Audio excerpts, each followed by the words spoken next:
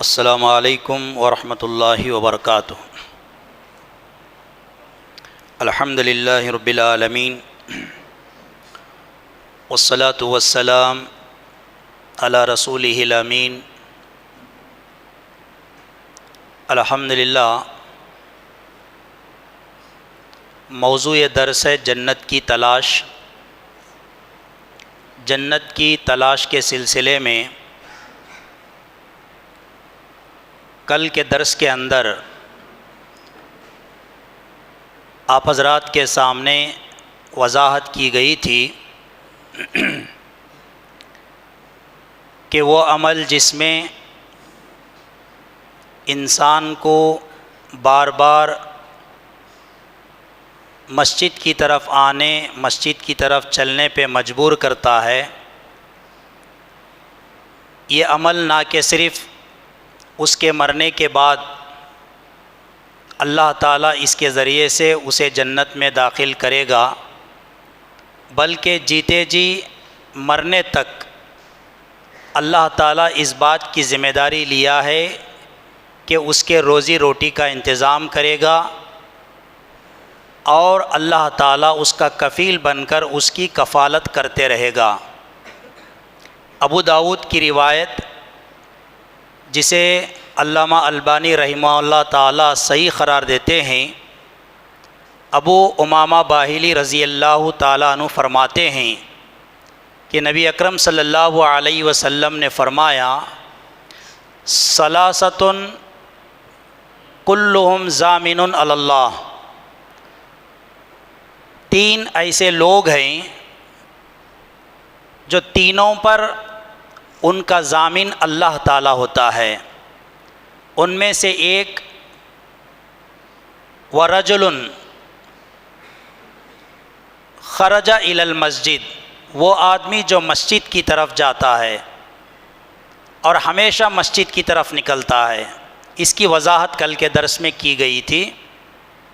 بقیہ جو دو قسم کے لوگ ہیں، ان میں سے ایک قسم ہے ورجل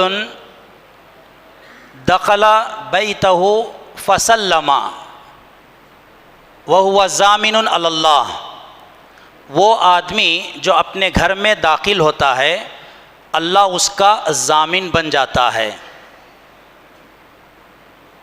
کون سا آدمی؟ جس کا ذمہ دار اللہ بن جاتا ہے، اور ضامن بن کر اللہ تعالیٰ اپنی ذمہ داری ادا کرتا ہے۔ اور اللہ کی ذمہ داری اس شخص کے لیے کیا ہے؟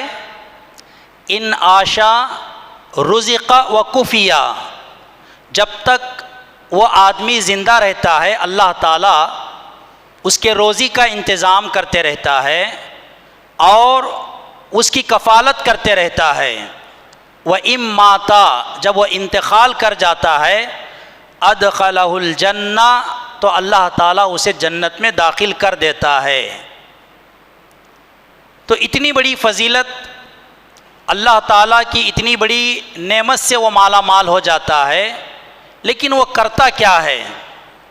رجل من دخل بیتہ، وہ آدمی جو اپنے گھر میں داخل ہو جاتا ہے۔ کیا صرف داخل ہونے سے اللہ تعالیٰ اس کے لیے اتنی بڑی فضیلت دے رہا ہے؟ لیکن اپنے گھر میں داخل ہوتے ہوتے وہ ایک کام انجام دے رہا ہے۔ وہ کام کیا ہے؟ فسلم، اپنے گھر والوں پر سلام کرتا ہے۔ اپنے گھر میں داخل ہونا، السلام علیکم ورحمۃ اللہ وبرکاتہ کہتے ہوئے، یہ ہمارے لیے معمولی عمل ہے۔ اس عمل کی کوئی اہمیت ہمارے پاس نہیں ہے، لیکن اللہ کے نبی علیہ الصلاۃ والسلام فرماتے ہیں کہ جو شخص اپنے زندگی میں اس عمل کو اختیار کر لیتا ہے، اللہ تعالیٰ اس شخص کا ضامن بن جاتا ہے، اور ضامن بن کر کے اس عمل کے ذریعے سے اس کے اور اس کے گھر والوں کے لیے روزی کا انتظام کرتا ہے۔ کل بھی میں نے بتایا تھا، آج بھی میں بتانا چاہ رہا ہوں، آج کے اس مہنگے زمانے میں روزی کمانا اور حلال اور صحیح طریقے سے کمانا اتنا آسان نہیں ہے، لیکن اللہ تعالیٰ نے ایک آسان عمل کے ذریعے سے اس معاملے کو ہمارے لیے بڑا آسان بنایا ہے۔ آج مشکل کیوں ہے؟ اس کے بہت سارے وجوہات، کارن اور اس کے اسباب ہیں، لیکن اس میں سے ایک کارن کہیں نہ کہیں یہ عمل، جس عمل کے اختیار کرنے سے اللہ کے نبی علیہ الصلوۃ والسلام اس بات کی گارنٹی دے رہے ہیں، اللہ تمہارا ضامن بن کر تمہارے روزی کا انتظام کرے گا۔ کب تک؟ جب تک وہ زندہ رہے گا۔ جب مر جائے گا، مرنے کے بعد اللہ تعالیٰ اسی عمل کو بنیاد بنا کر کے اسے جنت میں داخل کر دے گا۔ یہ کوئی معمولی کامیابی نہیں ہے، یہ اللہ تعالیٰ کا ایک بہت بڑا ہمارے اوپر احسان ہے۔ ایک دوسری روایت میں عام طور پر آپ حضرات اس کو سنتے رہتے ہیں، اللہ کے نبی علیہ الصلوۃ والسلام نے فرمایا، یا ایھا الناس افشوا السلام بینکم، اے لوگو تم آپس میں سلام کو عام کرو، جتنا ہو سکے سماج اور سوسائٹی کے اندر، اپنوں کے اندر، اپنے علاوہ دوسروں کے اندر، جسے تم جانتے ہو جسے نہیں جانتے، اگر یہ معلوم ہو جائے کہ سامنے والا مسلمان ہے، یا ایھا الناس، اے لوگو افشوا السلام بینکم، تم اپنے درمیان سلام کو عام کرو، واطعموا الطعام، اور لوگوں کو کھانا کھلاؤ، وصلوا باللیل والناس نیام، اور اس وقت جب لوگ سوئے ہوئے ہو تو تم اٹھ کر جاگ کر قیام اللیل میں لگے رہو، اللہ کی عبادت میں لگ جاؤ۔ یہ تین عمل ایسے ہیں، اللہ تعالیٰ اس کے بعد فرماتا ہے کہ وَتَدْخُلُ الْجَنَّةَ بِسَلام، تم سلامتی کے ساتھ جنت میں داخل ہو جاؤ۔ تو اس حدیث کے اندر بھی اللہ کے نبی علیہ الصلوۃ والسلام نے عام سلام کرنے کو لے کر کے بہت بڑی فضیلت بیان فرمائی ہے، لیکن آج سلام کا مسئلہ کیا ہے؟ آج یہ بھی ہمارے لیے مشکل ہوا ہے۔ جس کے پاس مطلب رہتا ہے ہم اس کے لیے سلام کرتے ہیں، جو زیادہ جان پہچان کا ہے اس کو سلام کرتے ہیں، جس کے پاس ہماری ضرورت ہو ہم اس کو سلام کرتے ہیں۔ کبھی کبھار جاننے والا انجانا بن جاتا ہے، صرف اس بنیاد پر کہ اس کے اور اس کے درمیان کچھ نہ کچھ لغزشیں ہیں، اس کی اہمیت نہیں دیتے۔ اور ایک بات کی میں وضاحت کرنا چاہتا ہوں، عام طور پر اس بات کو میں نے اپنی زندگی میں محسوس کیا ہے، ہم اپنے طور سے اپنے اور اپنوں کے علاوہ دوسروں کو بڑی گندہ پیشانی سے ملتے ہیں، بڑی خوش دلی سے آمنا سامنا کرتے ہیں، اور ان کو آگے بڑھ کر کے سلام کرتے ہیں۔ یہاں تک کہ جب ہمارے اپنے رشتہ داروں کے ہم گھر جاتے ہیں، دوستوں کے گھر جاتے ہیں، بڑے احتیاط کے ساتھ، بڑی دلچسپی کے ساتھ السلام علیکم کہتے ہوئے گھر میں داخل ہو جاتے ہیں، اور سمجھتے ہیں کہ اگر میں مسلمان ہوں اور دوسروں کے گھر میں سلام کیے بغیر میں جاؤں گا تو میری کوئی اہمیت نہیں رہے گی، کیا سمجھیں گے لوگ؟ لیکن جب اس بات پر غور کرو کہ وہ آدمی جو دوسروں کو سلام کرتا ہے، دوسروں کے گھروں میں داخل ہوتا ہے تو سلام کرنے کا اہتمام کرتا ہے، لیکن وہی جب اپنے گھر میں جاتا ہے سلام کے لیے زبان نہیں اڑتی، برائے نام ایسا سلام کرتا ہے کہ اندر گھر والوں کو سننے میں نہیں آتا، پتہ نہیں کہ وہ کیا محسوس ہوتا ہے کہ خود اپنے گھر میں داخل ہوتے ہوئے سلام کرنا اس کے لیے ہچکچاہٹ محسوس ہوتی ہے، یا تو وہ خاموش ہو جاتا ہے، یا برائے نام لوگ سنیں یا نہ سنیں اس کا کوئی خیال نہیں ہے، اب بس یا تو وہ ایسے ہی داخل ہو جاتا ہے یا سلام کرتے ہوئے داخل ہو جاتا ہے۔ اللہ کے نبی علیہ الصلوۃ والسلام خاص کر اس حدیث کے اندر جس آدمی کا ذکر کر رہے ہیں، جس کا ضامن اللہ تعالیٰ بننے والا ہے، وہ آدمی اپنے گھر میں داخل ہوتا ہے، خاص کر اپنے گھر میں داخل ہونے والا اور اپنوں پر سلامتی کی دعا کرنے والا۔ خالہ کے گھر جا رہے ہیں، خالہ کے اوپر سلامتی، پھوپھی کے گھر جا رہے ہیں، پھوپھی کے گھر پر سلامتی، ماموں کے گھر جا رہے ہیں، ماموں کے گھر والوں پر سلامتی، لیکن اپنی ماں کے گھر، اپنے باپ کے گھر، اپنے بہن بھائی کے گھر یا اپنے بیوی بچوں کے گھر جا رہے ہیں لیکن اس بات کا خاص خیال نہیں کرتے. لیکن یہ عمل اتنا اہم ہے کہ جو شخص اپنے گھر میں سلام کرتے ہوئے داخل ہو جاتا ہے اللہ اس کا ضامن بن جاتا ہے. اور یہی چیز اللہ تعالیٰ اپنے گھر سے جوڑا.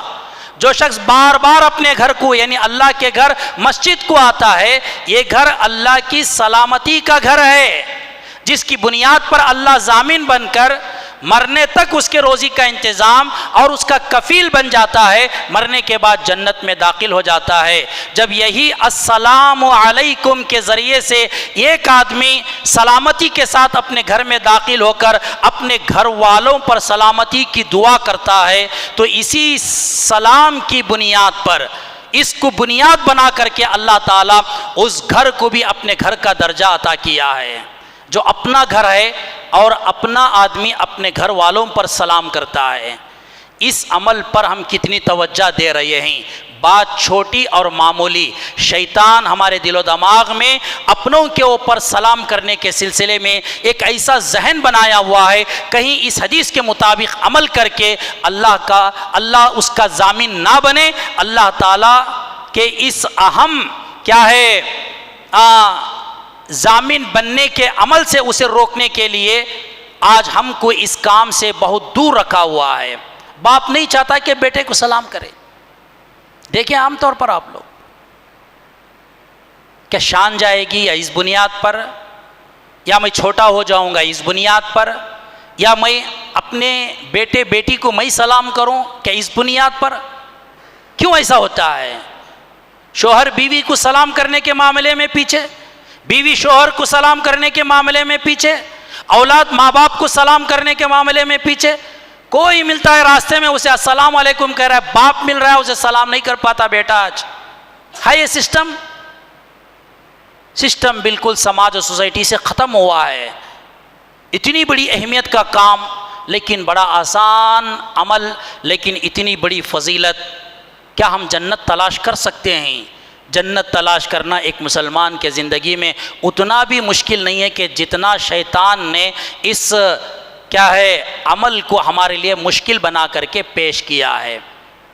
تو تیسرا آدمی جس کا ضامن اللہ تعالیٰ بنتا ہے, من خرج فی سبیل اللہ وہو ضامن علی اللہ, وہ آدمی جو اللہ کے راستے میں نکلتا ہے یعنی جہاد میں حصہ لیتا ہے.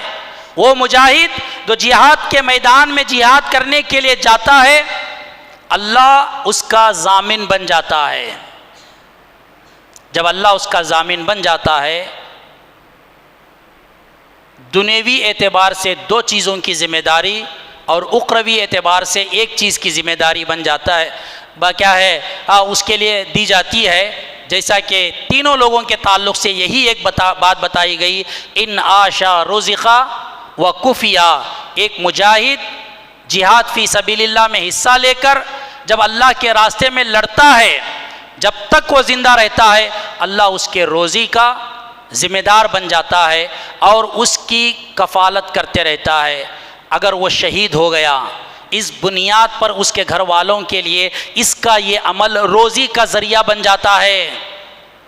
اسی طرح اس کا کفیل, اس گھر کا جو کفیل تھا وہ خود اللہ کے راستے میں شہید ہو گیا ہے, اللہ اس کا کفیل بن جاتا ہے اس گھر کا اور اس گھر کے رہنے والے افراد کا. جس کا کفیل, جس کا ذمہ دار اللہ بن جائے روزی کو لے کر اور زندگی کے گزارنے کے ہر معاملے میں اللہ جس کی ذمہ داری اٹھا لے, کیا اس بات میں شک ہو سکتی ہے کہ اس کی زندگی میں کوئی مشکل آئے؟ ایسا نہیں ہو سکتا. اور جب وہ انتقال کر جاتا ہے, شہید ہو جاتا ہے, شہادت کا مقام حاصل کر لیتا ہے, تو اللہ کے نبی علیہ الصلوۃ والسلام نے فرمایا ادخلہ اللہ الجنہ, اللہ تعالیٰ اس کو جنت میں داخل فرما دیتا ہے. یہ عمل تو ہمارے لیے بہت دور کی بات ہے. سلام کرنا مشکل ہے ہمارے لیے, اللہ کے گھروں کو آنا مشکل ہے. رمضان آ گیا الحمدللہ ہم جڑے ہوئے ہیں. کم از کم اس حدیث کے سننے کے بعد آخرت کے مطلب کو سامنے نہ رکھتے ہوئے کم از کم دنیا کے مطلب کو سامنے رکھ کر کے مسجد سے جڑنے والا ہو جائے کہ بھئی ایک ایسا عمل ہے مسجد سے جڑنا، یہ دنیا کا کام جو روزی کا ہمارے لیے بڑی مشکل ہو رہا ہے، اللہ اس میں آسان کرے گا، ہم جڑ جائیں گے، اس نیت سے جڑ جاؤ، انشاءاللہ دنیا بھی اللہ تعالیٰ پار کر دے گا، اللہ ذمہ داری ہماری لے لے گا، اور آخرت میں تو ہم کو جو فضیلت دی جائے گی وہ فضیلت سے ہم مالا مال ہوں گے، کیونکہ وہ حدیثوں میں اس کا تذکرہ کیا گیا ہے۔ تو دعا کیجئے کہ اللہ تعالیٰ ان 3 لوگوں میں سے ہم کو بھی کسی نہ کسی قسم کے لوگوں میں شامل فرما دیں، جو اس میں آسان عمل ہو سکتا ہے اسے ہم کنٹینیو اپنے زندگی میں اختیار کریں۔ دیکھو یہ چھوٹے چھوٹے جو میں اعمال بتا رہا ہوں، میں ایک بات کہنا چاہتا ہوں۔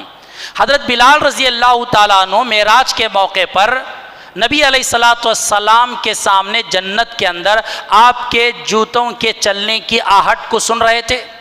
اللہ کے نبی علیہ السلام نے یہ پوچھا معراج سے آنے کے بعد، اے بلال، اسلام میں داخل ہونے کے بعد وہ کون سا عمل ہے جس کو تم بنیاد بنا کر اس بات کی اللہ سے امید رکھ سکتے ہو کہ اللہ نے اس عمل کی بنیاد پر تم کو جنت میں داخل کیا ہے؟ تو بلال کتنے اعمال پیش کیے تھے اللہ کے نبی علیہ السلام کے پاس؟ ایک عمل، تحیۃ الوضو، ٹھیک ہے؟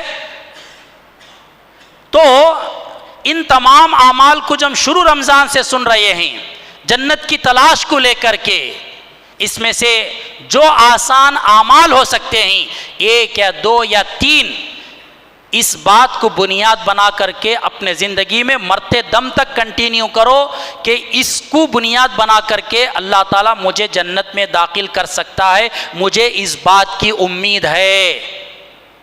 تو کیا ہم اپنے گھر میں داخل ہوتے ہوئے ذرا زور سے اپنے گھر والوں پر اللہ کی سلامتی کے لیے دعا نہیں کر سکتے؟ اپنوں کے لیے سلام نہیں کر سکتے؟ کیا مسجد کو بار بار آ نہیں سکتے؟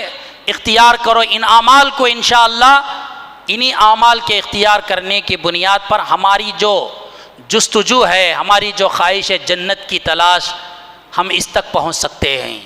اللہ کی ذات سے ہم پر امید ہو کر دعا کریں کہ جو اعمال جنت میں داخلے کے سبب بن سکتے ہیں، ان اعمال کی جو وضاحت کی جا رہی ہے، اللہ تعالیٰ ان اعمال کو سننے، سمجھنے اور یاد رکھنے کی توفیق انہیں عطا فرمائے، اور اپنے زندگی میں زندگی کے آخری سانس تک ان اعمال کو یاد کرتے ہوئے عمل کرنے کی توفیق انہیں عطا فرمائے، اور ان اعمال کو بنیاد بنا کر اللہ تعالیٰ جنت الفردوس میں ہمارا داخلہ نصیب فرمائے، عذاب جہنم سے ہماری حفاظت فرمائے، عذاب قبر سے ہمیں محفوظ فرمائے۔ اللہ رب العالمین دنیا اور آخرت کے ہر بھلائیوں سے ہمیں مالا مال فرمائے، ہر مصیبتوں سے اللہ تعالی ہمیں محفوظ فرمائے۔